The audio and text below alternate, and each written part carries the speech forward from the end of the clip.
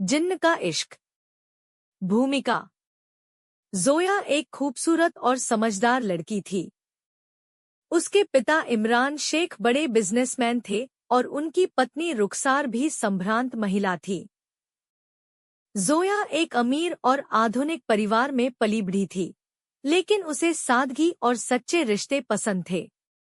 इस बार उसके माता-पिता ने बिजनेस के तनाव से ब्रेक लेने का सोचा और विदेश घूमने का प्लान बनाया। पेरिस की यात्रा। जोया अपने माता-पिता के साथ पेरिस पहुंची। उन्होंने एक शानदार होटल में ठहरने का फैसला किया, जो पुराने समय का महल हुआ करता था। होटल बेहद खूबसूरत था, लेकिन उसके गलियारों में एक रहस्यमयी सन्नाटा था। जब वे होटल पहुंचे, तो जोया को हल्की बेचैनी महसूस हुई, मानो कोई उसे देख रहा हो। लेकिन उसने इसे नजरअंदाज कर दिया और अपने कमरे में चली गई। रहस्यमयी साया।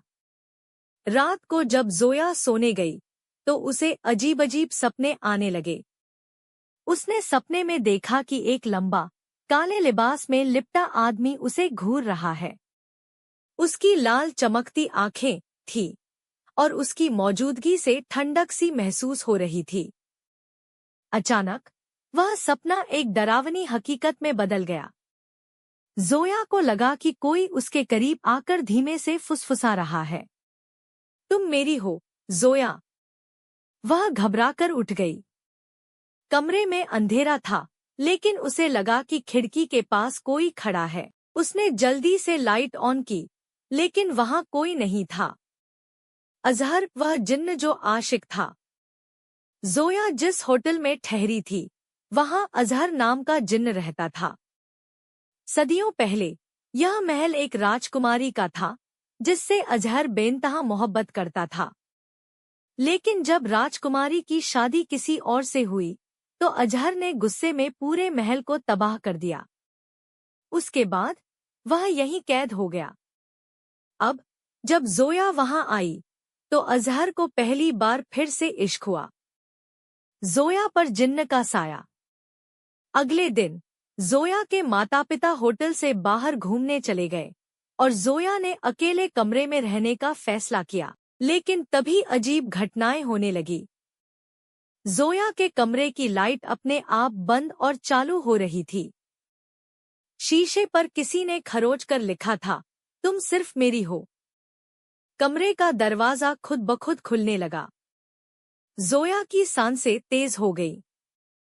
वह डरकर होटल की रिसेप्शन पर गई, लेकिन स्टाफ ने कहा कि यह पुराना होटल है और यहाँ अक्सर ऐसी चीजें होती हैं।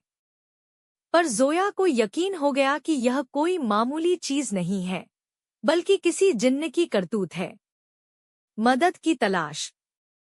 जब इमरान और रुखसार वापस आए, तो जोया ने उन्हें सब कुछ बताया।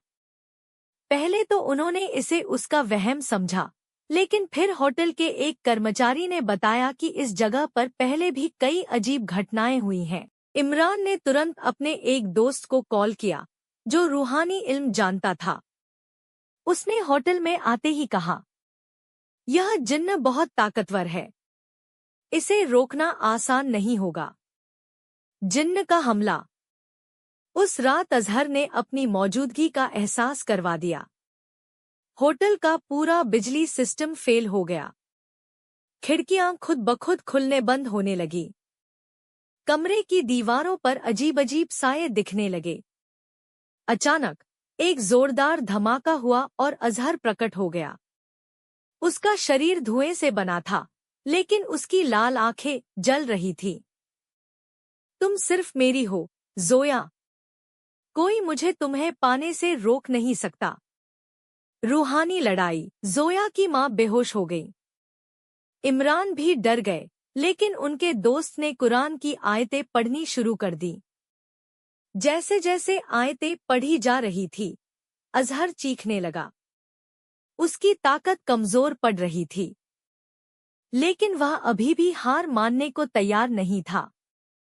तभी जोया ने हिम्मत जुटाई और खुद कलमा पढ़ा। जैसे ही उसने कहा, अल्लाहु अकबर, अजहर दर्द से चीख उठा। उसका शरीर जलने लगा और देखते ही देखते वह राख में बदल गया। अंत, आजादी की सांस। जोया बेहोश हो गई थी, लेकिन अब वह महफूज थी। अगले दिन इमरान ने तुरंत होटल छोड़ दिया और अपने परिवार को लेकर वापस चले गए। लेकिन जाते जाते जोया ने एक आखिरी बार होटल की खिड़की से देखा, तो उसे ऐसा लगा कि कोई अब भी उसे देख रहा है। क्या अजहर वाकई खत्म हो गया था, या वह फिर लौटेगा?